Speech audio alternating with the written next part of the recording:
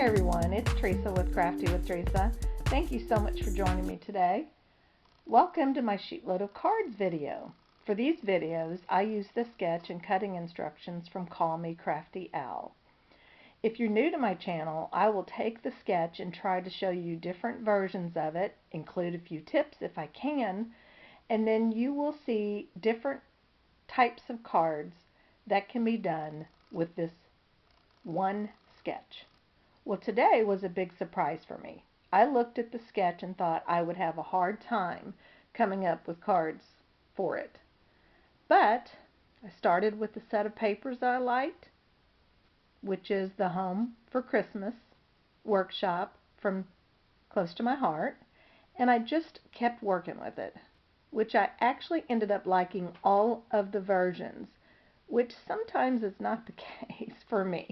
While we're chatting, I will quickly flip through our new catalog so I can show you some of the great items coming up. Some of the tips in today's video, there are some die cutting ideas and tips. As far as papers, you'll see that I'll be crafting with what I have in my stash, even using some leftover papers. I'll be changing up the designs on the cards because sometimes when you select papers, they may just be a little busy, and you'll see I changed my mind on that one. You'll see some different ways to secure the paper.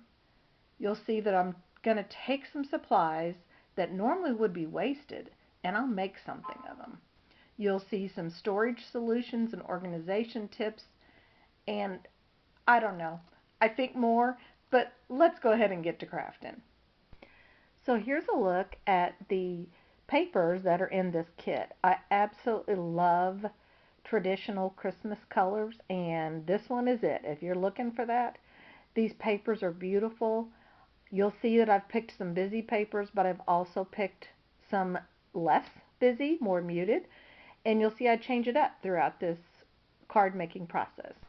So you'll see these are the two papers I decided on. One's busy, one's not. I used, in this example that I'm showing you, I used mostly the poinsettias. Let's get some cutting done. First, I found it easier to do it this way, so I thought I'd share. I cut the 1/2 inch strips first, and I also found it was easier to cut it from the bottom, but that's just the paper cutter that I have. And so you'll need 6 of those, and then once you finish with that, you'll have exactly 3 inches left. So you'll cut it at the 1.5 inch mark, and you're ready to go with your cuts. There are a few more, and we'll come back to those in a minute. And I'm not going to go through the cutting of the black paper because I want to show you so much more. I'm going to show you 2 different designs. I've cut the black paper with the writing on it exactly the same. So this will be 3 3/4, and this is still the 1.5 inches. Okay? Now, there's a strange cut in here, and I wanted to show you how I did it. I basically looked at how to get it about the same on both sides. Another tip for you, I use my Post-it note to hold it down, and I'll just cut it straight through. You can do it whichever way is best for you, but these 2 pieces need to stay together because they're really uniform.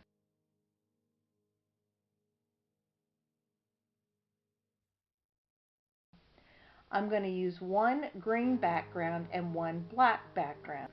So I created my own base for these to attach to.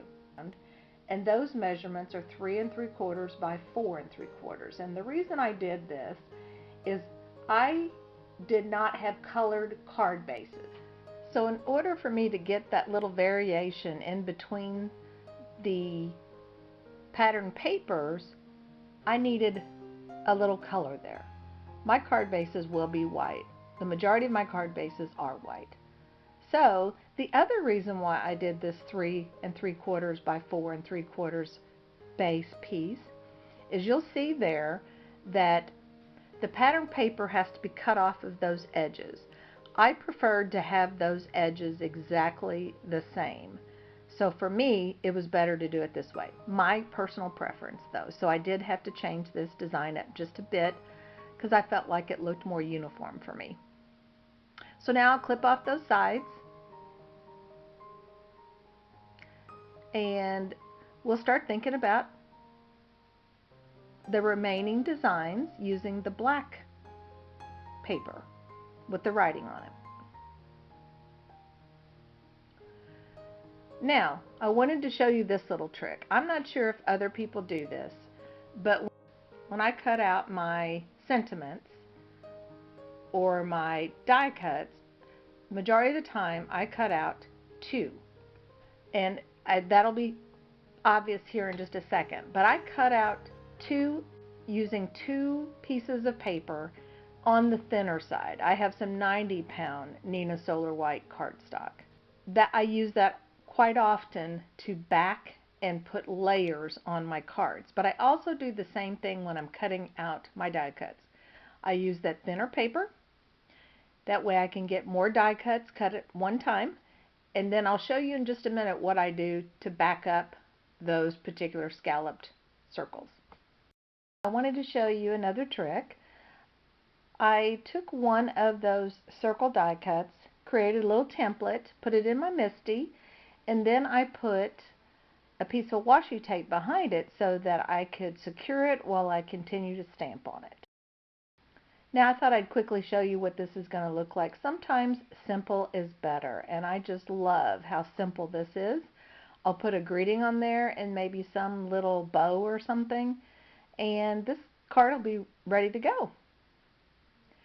Here are a few of the other cards that I had made originally. I wanted to show you another trick. Here in the beginning I showed you all the stickers that were available in this workshop. I took my anti-static bag, and we used to call them embossing buddies, wiped off the back and changed that sticker so that I could put it where I wanted it. I have a couple other stickers on here. Take a look at these. These were my busy designs.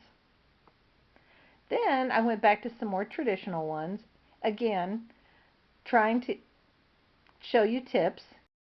I took the spare pieces that came off of that cut. Here are 2 presents I'm going to use that for, just basically using up those scraps, and then of course the little sentiment that says all wrapped up. I'll add a bow and maybe some glitter on this to make it a little bit more jazzy, but I love this one. Another tip, probably my last one I believe, when you do multiple cuts sometimes, unless I use my Gemini, sometimes the scallops still get the little pieces remaining. I just take a foam pad, set it down. It's real fast to just use a pokey tool and poke out those insides, and then use my cute little vacuum buddy and take off what's left. One other thing I wanted to point out for you. Here you see I have some circles in this storage folder. I use these oftentimes on the back of these scallops because it's less time and effort, and it still gives me the great dimension. Phew, I feel like that was an awful lot of talking, but I do feel like I provided some good tips for you, and I hope you think so. Hope you like this video. If you do, if you could hit that subscribe button and the notification button so you can see the new videos as they come in. And feel free to share these videos. It helps my channel. Thank you so much for joining me today. And until next time, have a great day.